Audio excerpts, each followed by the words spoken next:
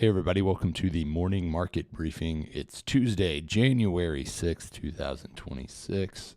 Boys, big plans for Jan 6? No. No. Nothing for Fight me. the power, Nobody's getting rowdy. Nobody's getting rowdy.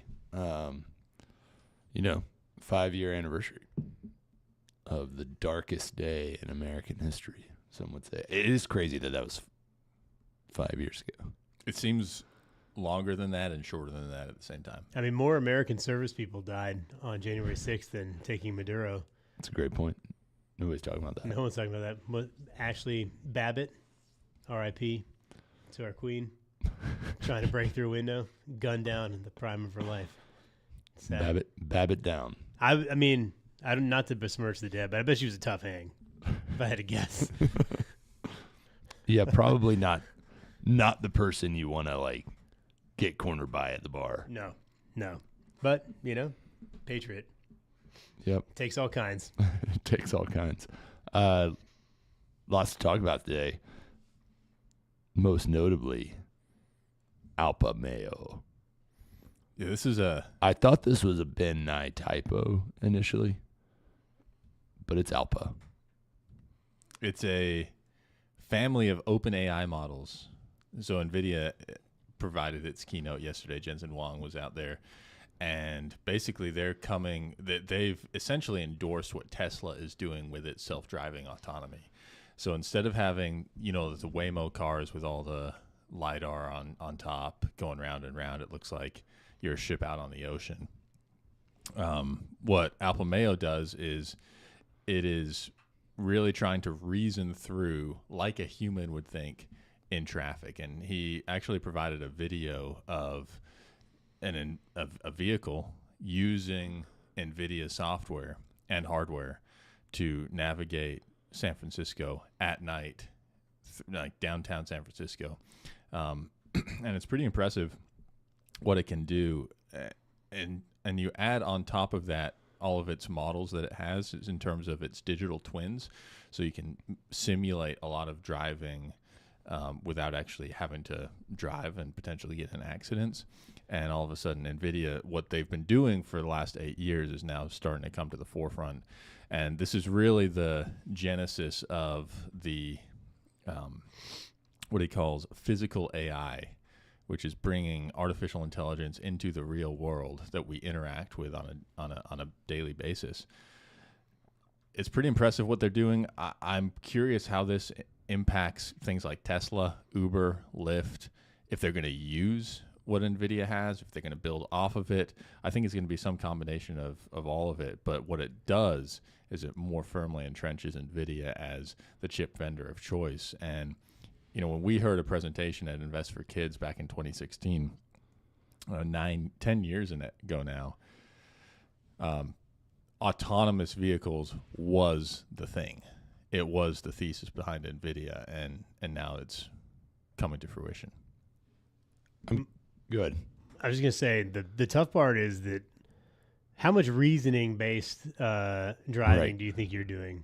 I mean, there are plenty of times where I get home and I thought, man, I just completely zoned out the entire drive home, and everyone else on the road is doing that simultaneously. I think what it does is it explains, it's kind of uses the deep seek. It explains how it's thinking about things. And then, in order to do that, that's way, rather than just using LiDAR react, it is actually trying to think about what is the best optimal way to go around this pedestrian who's opening, or someone who's opening a car on the side of the road who's parallel parked. The homeless guy who's pooping. I mean, this is San Francisco. Yeah, it's very specific. How do we avoid these hypodermic needles in the street? Things like that, because to Jensen Huang's point, the big thing is you got to deal with the tail events with these the pooping. That's what I'm talking about. Yeah. with rooster tails with any of the autonomous vehicles. So, which means you have to deal with those rare circumstances that you don't really come across on a daily basis. You're like, how do I actually deal with this construction zone that really shouldn't be there, or someone who stopped on the side of the road, or it pulls up and it just spits out toilet paper, or half of a road that's shut down for the gobble jog, for example. So it's all things like this. Story of my life. Are things that for self-driving really to take off will need to be solved, and NVIDIA's trying to solve that. Yeah, I'm curious if I'm Tesla, am I coming out and saying, we've already done this? I mean, the LiDAR thing with Waymo, it's interesting they're not doing that because it seems like there's that massive failure. I guess it was a week or so ago when the power went out. There's a brownout in San Francisco, and it killed all the LiDAR and the Waymos, and they all just stopped. And their whole thing is that LiDAR doesn't need light because it's just because you're using radar and not actual cameras, and then it didn't work when the power went out. So, short Waymo, I guess. Yeah, I'm curious, to your point, Ben, earlier, just to see how. I don't know that I anticipate Tesla, Waymo, whoever to say, yeah, we're going to build upon this. I think there's going to be some kind of stake planted into the ground saying, no, we've already accounted for this, or we're doing something similar, or we're doing something better.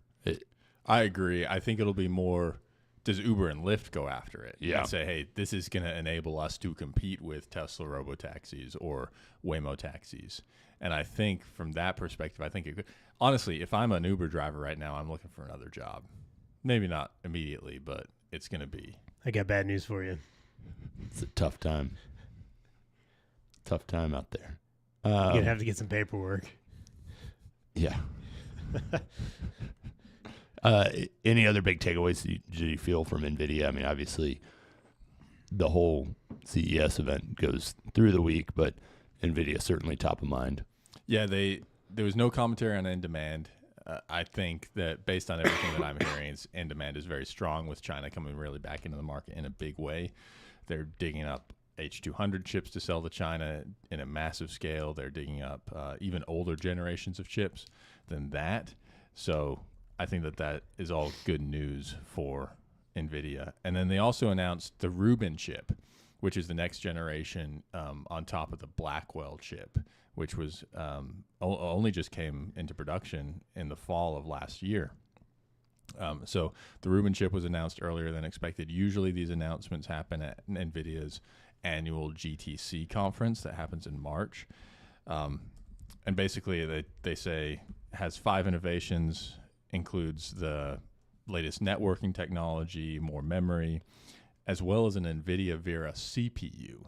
So they have their own CPU now. So this used to be something that ran on x86 architecture from Intel, but now is much more democratized as Intel kind of gave up that lead.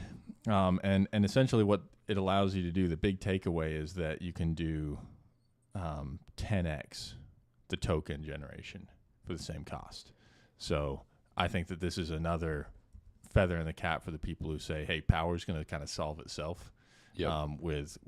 It's not stopping deals or anything like that, but I think that the chip progress is substantial, and what's impressive here is that it's not just a annual cadence. It honestly seems a little bit faster than that. Yeah. The fact that it's being unveiled 2 months earlier than usual. Microchip, meanwhile, bumping guidance up again. I mean, they relatively recently came out and guided toward the high end of the range, but now seeing revenue in the 1.185 range. This is a derivative of the physical AI. So with all the factory automation, with all the robotics, you need sensors, and you need the ability to process analog signals. And Microchip does that, as well as one that we own, which is Analog Devices, which is really the leader and has the most pricing power in the industry. Microchip and Texas Instruments are a little bit lagging in terms of what technologies do they have. So they have they're a lot more commoditized than Analog Devices, but this should help our investment in ADI as well. But they say they continue to experience a fairly broad-based recovery in most of our end markets. Our bookings activity was, quote, very strong in the December quarter. Despite a holiday-filled quarter, our March quarter starting backlog started out much better than that for the December quarter. So this is all good news and again, it's kind of part of investment in productivity. You need chips to do that. This is a major divergence, but I was curious if there was any intel on how NVIDIA named their chips. And I did a quick grok, but Blackwell, named after David Harold Blackwell, an American mathematician and statistician known for contributions to game theory, probability, and information theory. Rubin, named after Vera Florence Cooper Rubin, American astronomer whose work provided key evidence for dark matter in the galaxy. Yeah, so the interesting thing here was that he said, and Jensen Huang went, I mean, it was probably about an hour and a half presentation. About 5 minutes he spent on talking about exactly this. Oh, really? And it was kind of interesting. I'm not an astrophysicist by any means, but essentially Not yet. What she observed was that planets and things farther from the center of gravity went around or went in orbit as fast as those closest to it, which kind of defies traditional physics thought. But so what she posited is there has to be something else that is altering the speeds there, and that something else is dark matter. Nvidia. It's interesting that they're using their new driving technology to observe dark matter in San Francisco. Yeah. Bringing it all together. It's smart. I want them to deviate on the naming. I think the next chip should be like the Chestnut for Joey Chestnut.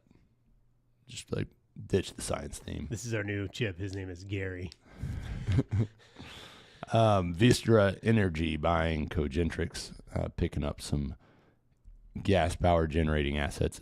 Been not a crazy price, I didn't think. $4 billion deal. We've seen crazier. I think with the need for power and especially if I'm Meta or I'm one of these other companies, why on earth would I build a spec nuclear reactor when I can buy gas generation assets at a 7x EBITDA? And I'm doing the latter. Yep. It's lower risk, it's cheaper. So I think that we're going to probably see more of this. But Vistra Energy is an unregulated utility in Texas. Bad boys.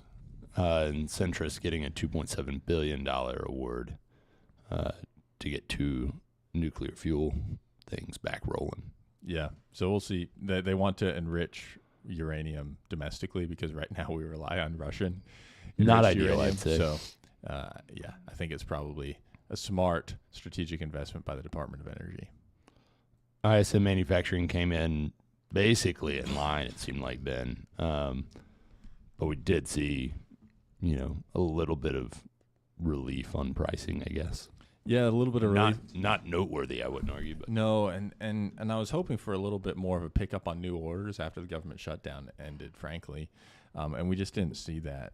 New orders went from 47.4 to 47.7, but anything below 50 is contractionary.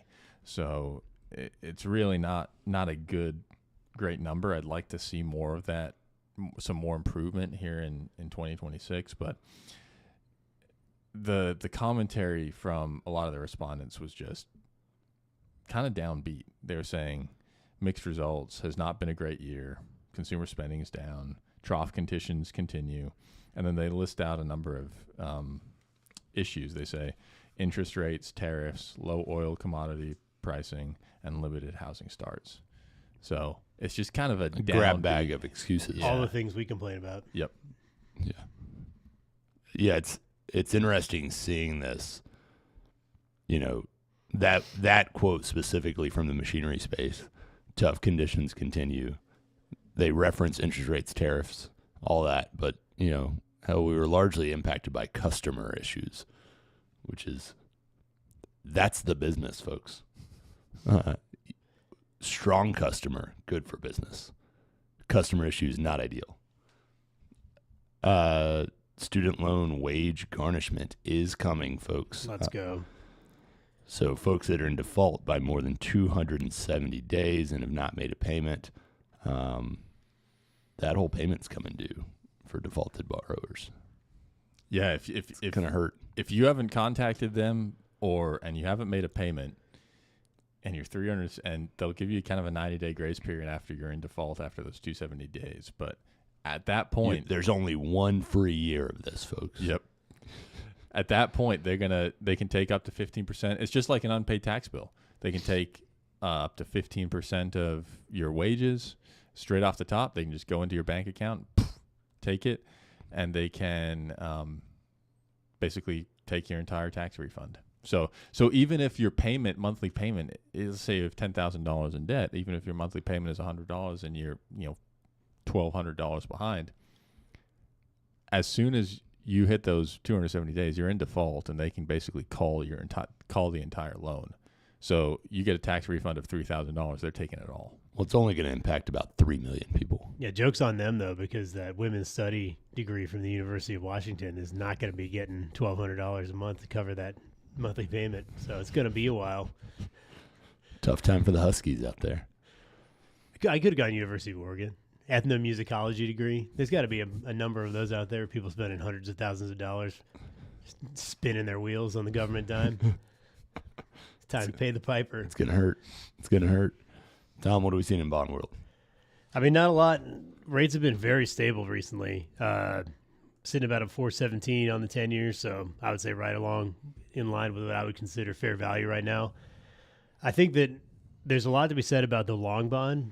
We were doing a little internal discussion yesterday about starting to really move duration out, because if you look at the tilt between the 10s, 20s, so the difference between the 10-year Treasury and the 20-year Treasury, the yield curve gets very steep. I mean, the 20-year Treasury right now is sitting at a 4.80.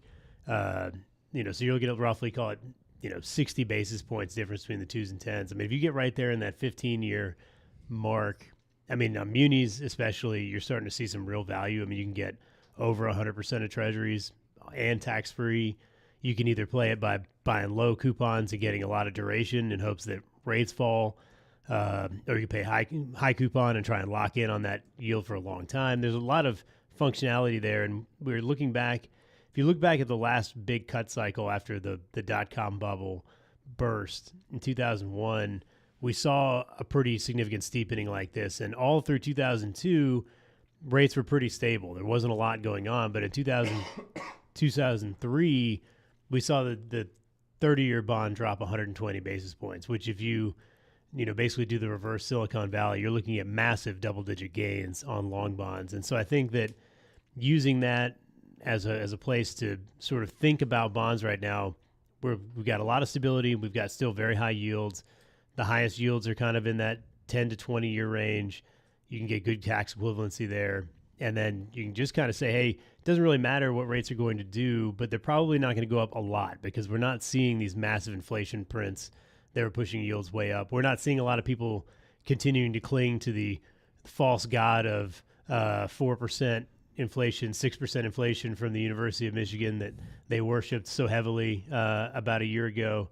And so I think what we can see there is say, this is a good opportunity. Rates are stable. We can lock in for 4.5 tax-free if we want it. We can get some 5s on corporates if we want them. We're still seeing pretty decent value in mortgages. And then if we see a repeat of the 2001 and 2003 scenario, we can basically spend the next year looking to set the bond portfolio for the next 20 years. And so that's kind of our marching order there, but I think there's a lot of value there, and the risk level is flipped in your favor in a big way on the long bond, I think. And for some reason, everyone seems to think we're going back to 6%, but I just don't see it, at least not in the short term. Higgs, I have a question for Tom here in a second, but we need to have a recurring segment called Fed Stakes, and it'll just be a stake, like stake graphic. But in terms of maybe we eat one. In terms of Fed Stakes, we're right locked at 40-40 Hassett and Warsh right now. I was thinking about it, Tom, and I'm curious. Does Warsh actually have more flexibility to be more aggressive on lowering rates than Hassett because he's less connected to the administration? Like, it's possible because he doesn't get blamed for being a Trump, right? But I don't think Hassett cares, does he? That's fair. He's pretty dweeby. He seems like the kind of guy who's never tried to conform to being cool. That's certainly my read on him. Not a hip fella, if you will. On the YouTube channel right now, if you're watching, subscribe, get the alerts on, all that good stuff. I do want to point out, I guess because I'm watching a live video, there's other live content that is showing up on that right panel for me. Right now, we're outperforming Mount Southington ski area live stream. There's 2 people watching, but we are getting our teeth kicked in by a broadcast from notable Titan of media, Cozy Jazz Courtyard. I'm getting that one too. Cozy Jazz with Romantic Garden Evening. Their live stream has 429 people on it right now. We got to take them down. I don't know how to like recruit those people, but Hicks, if you could figure that out, there's no reason that Cozy Jazz with Romantic Garden Evening should be outperforming the morning market briefing. Are you also seeing that activate all 7 chakras, get rid of all bad energy? I'm not seeing that one. 654 watching. There's 793 people watching peaceful Christmas music for relaxation. I mean, what are we doing, folks? It's January. That's a great point. But yeah, the live content out there, I think we're going to climb up these rankings some. But we appreciate everybody being here. Make sure you subscribe. Tell a friend. Tell a friend. Seth's looking great. It's coming together. We're getting there. All right, we'll wrap it up there. Be back tomorrow. Talk to you soon.